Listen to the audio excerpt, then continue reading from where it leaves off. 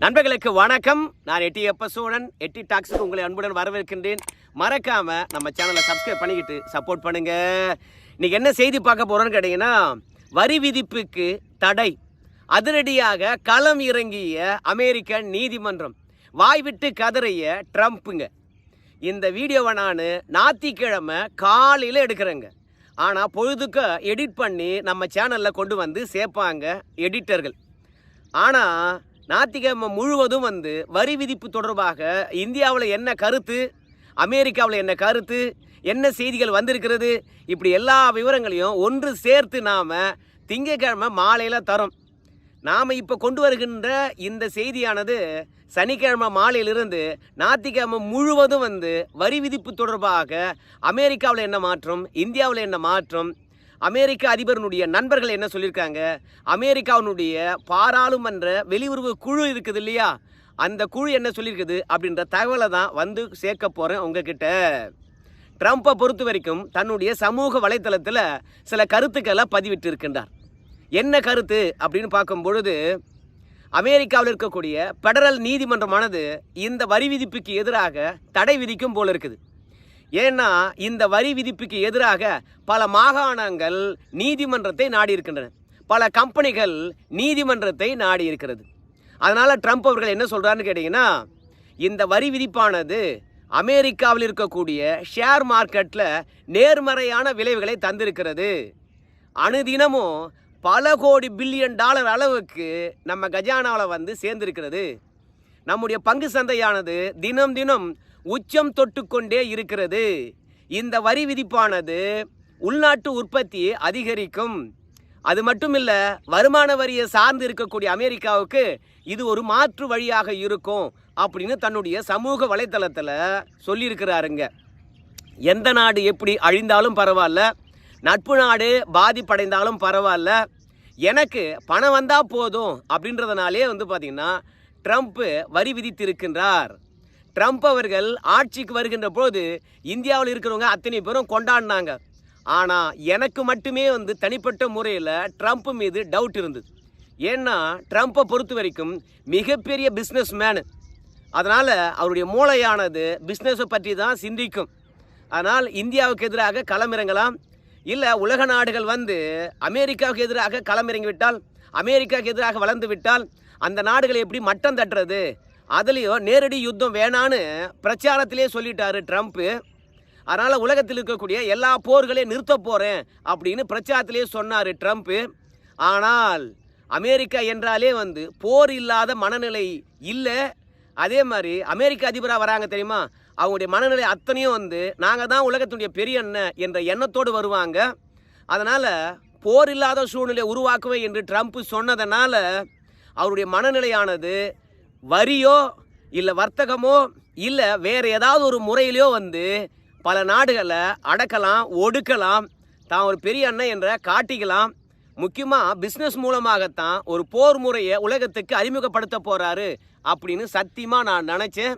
ஏன்னா அமெரிக்க கலாச்சாரமே போரால் தான் கட்டமைக்கப்பட்டது. ஒன்று நேரடியாக போர் செய்வாங்க, இல்லைனா எவனா போர் செய்தானா அவனை ஊக்குவிப்பாங்க, அதன் மூலமாக ஆயுதங்களை விற்று பணம் பார்ப்பாங்க. இன்னைக்கு வரைக்கும் அமெரிக்கா வரலாற்றில் 210 போர்களை செஞ்சுருக்கிறாங்க. உலகத்தில் இந்த அளவுக்கு போர் செய்த நாடு எதுவுமே இல்லை என்று சொல்லுகின்ற அளவுக்கு எக்கச்சக்கமான போர்களை ஆதரித்தவங்க, போரை செஞ்சவங்க. அதனால் புதுசாக ஒருத்தர் அதிபராக வருகின்றார் என்றால் போர் வேண்டாம் என்று சொல்கிறாருன்னா அடுத்த நாட்டை அடிமைப்படுத்துறதுக்கு வேறு விதமான ஆயுதங்களை கையில் எடுப்பார் அப்படின்னு நான் நினச்சேன். அதுக்கு ஏற்ற மாதிரி தான் அதிபர் வந்த உடனே நட்பு நாடோ எதிரி நாடோ எல்லா நாடுகளுக்கும் வரி விதித்தார். ஸோ இந்த வரி விதிப்பு என்பது அமெரிக்காவில் பொருளாதார சீரழிவை ஏற்படுத்தி இருக்கிறது. அதனால்தான் பல மாகாணங்கள் பார்த்திங்கன்னா பெடரல் நீதிமன்றத்தை போய் நாடி இருக்கின்றார்கள். இப்போது ட்ரம்ப்பு இன்னொரு ட்வீட் போட்டிருக்கிறாரு அவருடைய சமூக வலைத்தளத்தில்.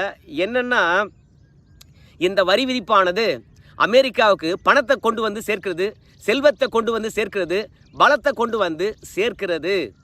ஒருவேளை இடதுசாரி சிந்தனை கொண்ட ஒரு நீதியரசர் இந்த வரிக்கு எதிராக தடை விதித்தால் என்ன ஆகும் தெரியுமா? இன்னைக்கு வரி விதிப்பு என்பது எதிர்மறையான சிந்தனை கொண்ட பல மாகாண ஆளுநர் இருக்கிறாங்க. அவங்கெல்லாம் வரி விதித்ததுனால பொருளாதாரம் நசிஞ்சு போச்சு. இப்போ நீதிமன்றமானது வரி விதிப்பு என்பது தவறான முடிவுன்னு சொல்லிட்டாங்க. அப்போது எங்கள் தலையில் தவறான முடிவை திணித்த ட்ரம்ப் வந்து பார்த்திங்கன்னா எங்கள் பொருளாதாரத்தை மீட்டெடுப்பதற்கு எங்களுக்கு பணம் தரணும், நஷ்டெடு தரணும் அப்படின்னு உள்நாட்டில் இருக்கிற மாகாணங்களே காசு கேட்கும். அப்படி இல்லை என்றால் வெளிநாட்டில் இருக்கிறவங்களாம் வந்து பார்த்திங்கன்னா காசு கேட்க ஆரம்பிச்சிடுவான். அவ்வளோ பணத்தை தர்றதுக்கு அமெரிக்கா கிட்ட எங்கடா இருக்குது பணம்? அதனால் இடதுசாரி சிந்தனை கொண்டவங்க நம்ம நாட்டுக்கு என்ன வேணும் என்பதை பற்றி சிந்திக்கணும். நம்ம நாட்டுக்கு வெற்றி வேண்டும், நம்ம நாட்டுக்கு வலிமை வேண்டும், நம்ம நாட்டுக்கு பணம் வேண்டும், நம்ம நாட்டுக்கு பெருமை வேண்டும். ஆனால் நீங்கள் தடை விதித்தீங்கன்னா நம்ம நாடு தோல்வி அடையும், அவமானத்தை சந்திக்கும், பேரழிவை சந்திக்கும். அதனால் தயவு செய்து இந்த வரி விதிப்புக்கு எதிராக தடை விதிக்கக்கூடாது. அப்படி தடை விதித்தால் என்ன ஆகும் தெரியுமா அப்படின்னு சொல்லிட்டு 1929 அமெரிக்கா ஒரு பேரழிவை சந்தித்தது. பொருளாதார மந்த நிலை இருந்தது. அந்த மந்த நிலையானது இந்த வரி விதிப்புக்கு எதிராக தடை விதித்தால் அமெரிக்காவில் மீண்டும் உருவாகும். என்னை பொறுத்த வரைக்கும் அமெரிக்காவுக்கு எது நல்லதோ, அமெரிக்காவுக்கு எது பலம் சேர்க்கும் என்று நினைச்சோமோ அதை செஞ்சிருக்கிறேன். ஆனால் இதற்கு மேலும் அமெரிக்காவை கடவுள் தான் காப்பாற்றணும் அப்படின்னு சொல்லிட்டு ட்ரம்ப் அவர்கள் தன்னுடைய சமூக வலைதளத்தில் கருத்தை பதிவிட்டு இருக்கின்றார். திடீரென பெடரல் நீதிமன்றத்துக்கு எதிராக ட்ரம்ப் அவர்கள் எதற்காக கருத்து தெரிவிக்கணும்? அதுலேயும் இந்த வரி விதிப்புக்கு வலதுசாரிகள் பொறுத்த வரைக்கும் ஆதரவாக இருக்கிறாங்க. ஆனால் இடதுசாரிகளாக இருந்தால் இந்த வரி விதிப்புக்கு எதிராக தடை விதிப்பார்கள் என்று சொல்லிட்டு பெடரல் நீதிமன்றத்தில் இருக்கக்கூடிய நீதியரசருக்கே வந்து ட்ரம்ப் ஒரு கலர் சாயத்தை பூசுறார். அந்த இடதுசாரிகள் என்று சொல்லுகின்ற பொழுது ஒருவேளை நான் விதித்த வரிக்கு தடை விதித்தார் என்றால் அவங்க கம்யூனிஸ்ட் கட்சிக்காரங்களாக தான் இருக்கணும். அப்படின்னா சீனாவுக்கு ஆதரவானதாக இருக்கணும், இல்லைனா ரஷ்யாவுக்கு ஆதரவானதாக இருக்கணும். ரஷ்யாவும் சீனாவும் கம்யூனிஸ்ட் சித்தாந்தம் கொண்ட ஆட்சிகள் தான் நடக்குது. அதனால தான் சொல்கிறாரு ட்ரம்ப் தன்னுடைய சமூக வலைத்தளத்தில், நான் வரி விதிப்பை போட்டிருக்கிறேன், இதற்கு எதிராக நீதிமன்றத்தினுடைய நீதியரசர் தடை விதித்தார் என்றால் அவர் இடதுசாரி சிந்தனை கொண்டவராக தான் இருக்கணும் அப்படின்றத சொல்கிறார். மொத்தத்தில் நான் அமெரிக்காக்கானவன், ஆனால் நீதியரசர் தடை விதித்தா அவர் ரஷ்யா சீனாவுக்கானவர் அப்படின்றத கலரை பூசுறார். இதற்கு மேலேயும் வந்து இந்த வரி விதிப்புக்கு எதிராக நீதியரசர்கள் தடை விதிப்பாங்களா? ஆனால் தடை விதிக்க வாய்ப்பு இருக்கிறது அப்படின்னு அமெரிக்க பொருளாதார வல்லுநர்கள் சொல்கிறாங்க. ஏன்னா இந்த வரி விதிப்பு என்பது பாரபட்சம் இல்லாமல் எல்லோருக்கும் ஒன்றா விதிக்கல. அதனாலே வந்து அமெரிக்காவில் மிகப்பெரிய எதிர்ப்பானது கிளம்பி இருக்கிறது. அமெரிக்காவில் வெளியுறவு நாடாளுமன்ற குழு ஒன்று இருக்குது. அந்த குழுவானது ட்ரம்ப் அவர்களை வந்து எச்சரித்து இருக்கிறது. அவங்க என்ன எச்சரித்திருக்கின்றார்கள் என்பதை பற்றி நான் சொல்ல வேண்டும் என்றால், அமெரிக்க அதிபராக இருக்கக்கூடிய ட்ரம்ப்புக்கு நெருங்கிய நண்பரும் முன்னாள் அமெரிக்கா பாதுகாப்பு ஆலோசகருமாக இருந்த ஜான் போல்டன் அவர்கள் தெரிவித்திருக்கின்ற கருத்து சரியா பொருந்துங்க. ஜான் போல்டன் அவர்கள் என்ன சொல்றான்னு கேட்டீங்கன்னா, 20 ஆண்டு காலமாக இந்தியாவை ரஷ்யா பக்கம் நெருக்கமாக போகக்கூடாது, சீனா பக்கம் நெருக்கமாக போகக்கூடாது என்பதற்காகவே நாம் இந்தியாவுக்கு பல சலுகைகளை தந்து அமெரிக்க இந்திய உறவை நாம் மேம்படுத்தி வைத்திருந்தோம். ஆனால் இன்னைக்கு ட்ரம்ப்பை பொறுத்த வரைக்கும் இந்தியாவுக்கு அதிகப்படியான வரியும் சீனாவுக்கு குறைவான வரியும் விதித்திருப்பதன் மூலமாக ட்ரம்ப்பு சீனா மீது கருணை காட்டுகின்றார். ஆனால் இந்தியா மீது அவர் கருணை காட்ட தயாராக இல்லை. இப்போ இந்தியா மீது வரி விதிப்பதன் மூலமாக இந்தியாவுடைய நட்பை நாம் இழக்க நேரிடும். இப்படி இழக்க நேரிட்டால் ரஷ்யாவை எப்படிராப்பா நாம் வந்து கவுண்டர் பண்ணுறது, இல்லை சீனாவை எப்படிராப்பா நம்ம கவுண்டர் பண்ணுறது? நமக்கு எதிரி சீனாவா இல்லை இந்தியாவா? இந்தியா மீது பொருளாதார தடை விதிப்பதன் மூலமாகவோ இல்லை இந்தியாவுக்கு எதிராக வரியை உயர்த்துவதன் மூலமாகவோ நாம் ஆசிய பகுதியில் வியாபாரம் பார்க்காம போயிடுவோம். இந்தியாவில் கை வச்சா ஆசியா முழுவதுமே வந்து எஃபெக்ட் ஆகும். ட்ரம்ப் அவர்களை பொறுத்த வரைக்கும் இந்தியா மீது வரி விதித்ததை உடனடியாக திரும்ப பெற வேண்டும், மறுபரிசீலனை செய்யணும் அப்படின்னு சொல்லிவிட்டு ட்ரம்பினுடைய நண்பராக இருக்கக்கூடிய ஜான் போல்டன் அவர்கள் கருத்து தெரிவித்திருக்கின்றார். அமெரிக்காவினுடைய பாராளுமன்ற வெளியுறவு குழுவும் வந்து ட்ரம்புக்கு எதிர்ப்பு தெரிவித்திருக்கிறது. முக்கியமாக இந்த வரி விதிப்பின் மூலமாக அமெரிக்காவில் இருக்கக்கூடிய ஒவ்வொரு மாகாணமும் வந்து பாதிப்படைந்திருக்கிறது. இந்தியா மாதிரி அமெரிக்கா ஒரு நாடு இல்லை அப்படின்றது உங்கள் எல்லாருக்குமே தெரியும். அமெரிக்காவில் இருக்கக்கூடிய ஒவ்வொரு மாகாணமும் தங்களுக்கு ஏற்ற வெளியுறவு கொள்கையை உருவாக்கி கொள்ளலாம் அப்படின்னு இருக்கிறது. அது மட்டும் இல்லை, நம்ம நாட்டில் வெளிநாட்டில் கடன் வாங்கினா கூட மத்திய அரசாங்கம் எவ்வளோ வாங்கணும்னு சொல்லுதோ அவ்வளோதான் வாங்கணும். ஆனால் அமெரிக்காவில் இருக்கக்கூடிய ஒவ்வொரு மாகாணமும் வெளிநாட்டில் என்ன மாதிரி பிஸ்னஸ் பண்ணணும், எவ்வளோ கடன் வாங்கணும் என்பதை பற்றியெல்லாம் அவங்களே முடிவு பண்ணிக்கலாம், அவங்க ஜிடிபிக்கு ஏற்ற மாதிரி. இப்படி தன்னாட்சி கொண்ட மாகாணங்களாக அமெரிக்காவில் 50 இணைந்திருக்கின்ற பொழுது ஒட்டுமொத்தமாக நான் உக்ரைன் போரை நிறுத்தினேன் என்ற அடிப்படையில் இந்தியாவுக்கு வரி விதித்ததும் இல்லை உலக நாடுகளுக்கு வரி விதித்ததும் பல மாகாணங்கள் தொடர்ச்சியாக வர்த்தகம் பார்த்து கொண்டிருப்பது தடைப்படுகிறது. அந்த மாகாணத்துக்கு வருகின்ற வருமானமானது தடைப்படுகிறது. அதனால் அந்த மாகாணங்கள் நீதிமன்றத்தை நாடி இருக்கின்றன. பல கம்பெனிகளும் நீதிமன்றத்தை நாடி இருக்கிறது. ட்ரம்ப்பை பொறுத்த வரைக்கும் வரி விதிப்பை திடீர்னு அறிவிச்சிடுறாரு. அந்த வரி விதிப்பானது இத்தனை நாளுக்குள்ள நடைமுறைக்கு வரும் அப்படின்னு சொல்லிடுறாரு. ஸோ ஒவ்வொரு கம்பெனியும் உற்பத்தி செய்திருக்கக்கூடிய பொருட்களாக இருந்தாலும் சரி, இல்லை ஏற்றுமதி செய்வதற்கு தயாராக இருக்கக்கூடிய பொருட்களாக இருந்தாலும் சரி, அவர் சொல்லுகின்ற காலக்கெடுவுக்குள்ளாக நாம் அந்த நாட்டுக்கு ஏற்றுமதியும் பண்ணிட முடியாது. அங்கிருந்து நம்முடைய முதலீடு போட்டுக்கணும் இல்லையா, அந்த முதலீடு மூலமாக உற்பத்தி ஆகிக்கின்ற பொருளையும் அமெரிக்காவுக்கு இறக்குமதி பண்ணிட முடியாது. அதனால் பல பொருட்கள் தேக்கமடையுது, இல்லைனா பற்றாக்குறை ஏற்படுது. ஸோ கம்பெனி முதலீடுகள் இந்த வரி விதிப்பினால் நாசமாகிறது. எல்லா விதமான பொருளாதார தரவுகளையும் எடுத்துக்கிட்டு பெடரல் நீதிமன்றத்துக்கு நாடி இருக்கின்றார்கள். பெடரல் நீதிமன்றமானது தடை விதிக்கும் என்ற தகவல் வந்ததுனால தான் ட்ரம்ப்பை பொறுத்த வரைக்கும் சோஷியல் மீடியாவில் நீதியரசருக்கு முதல்லையே கலர் அடிச்சிடுறார். இந்த வரி விதிப்புக்கு தடை விதிக்கிறவன் இடதுசாரியாக தானே இருக்கணும் அப்படின்னு கலர் அடிச்சிடுறார்.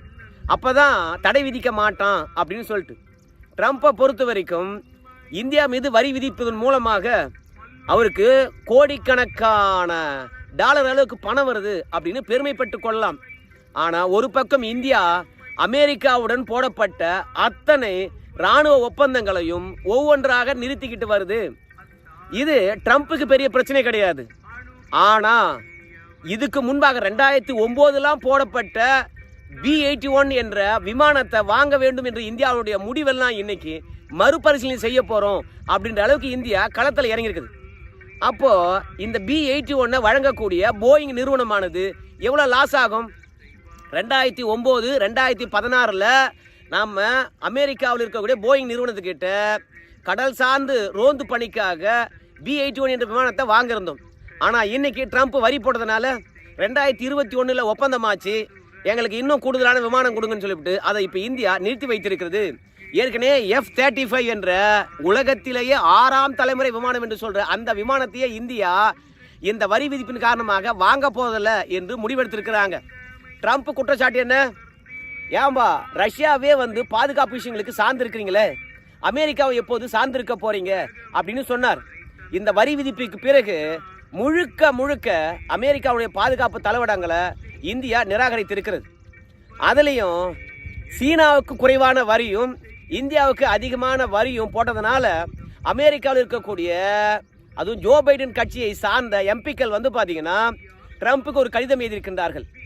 நீ சீனாவை வளர்த்து இந்தியாவை அழிப்பதன் மூலமாக அமெரிக்காவை நம்பர் 1 இடத்துல இருந்து கீழே தள்ள பார்க்குற.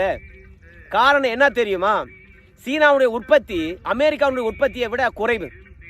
அதே மாதிரி இந்தியாவுடைய மனித வளத்தை தவிர உலகத்தில் எந்த நாடும் பெரிய மனித வளம் இல்லை. ரஷ்யாவுடைய பரந்த பரப்பும் அதில் இருக்கக்கூடிய கனிமங்களும் ஆயில் பொருட்களும் இந்த இந்தியாவையும் சரி சீனாவையும் சரி உலகத்தில் நம்பர் 1 இடத்துக்கு கொண்டு போய் சேர்க்கும். ஒரு பக்கம் உற்பத்தி திறன் கொண்ட சீனா, இன்னொரு பக்கம் உழைக்க தயாராக இருக்கக்கூடிய மனித வளம் கொண்ட இந்தியா, இன்னொரு பக்கம் வளங்கள் நிறைந்த பெரிய நாடு ரஷ்யா. இது மூன்றும் ஒன்றா சேர்ந்துச்சுன்னா அமெரிக்கா எந்த இடத்துல போகும் என்று நீ தெரிஞ்சுக்க. அதனால் இந்தியா உறவு அமெரிக்காவுக்கு எவ்வளோ முக்கியம்னு பாரு. அதனால் வரி விதிப்பை திரும்ப பெறு அப்படின்னு ஜோ பைடன் கட்சியில் இருக்கவங்கெல்லாம் ட்ரம்ப்புக்கு கடிதம் எழுதியிருக்கின்றார்கள், எதிர்ப்பு தெரிவித்திருக்கின்றார்கள். பிரதான எதிர்கட்சியை எதிர்ப்பு தெரிவித்திருப்பதனால ட்ரம்ப்பே வரி குறைப்பில் ஈடுபடலாம். அப்படி இல்லைனா நீதிமன்றமானது அதிரடியாக தடை விதிக்கலாம். அந்த வழக்கானது இப்போது ஏப்ரல் மாதத்திலிருந்து நடந்துக்கிட்டு இருக்கிறது. ஸோ 1-2 நாட்களில் ட்ரம்ப் விதித்த வரிக்கு தடை வரலாம், இந்தியாவுக்கு விடிவு காலம் பிறக்கலாம் அப்படின்னு ப்ளூம்பெர்க் என்ற செய்தி நிறுவனமானது செய்தியை வெளியிட்டிருக்குது. அதை தான் உங்ககிட்ட கொண்டு சேர்த்தேன். இன்னும் கூடுதலான செய்திகளை அடுத்தடுத்த வீடியோவில் பார்க்கலாம். ஆதரவு தாருங்கள். நன்றி.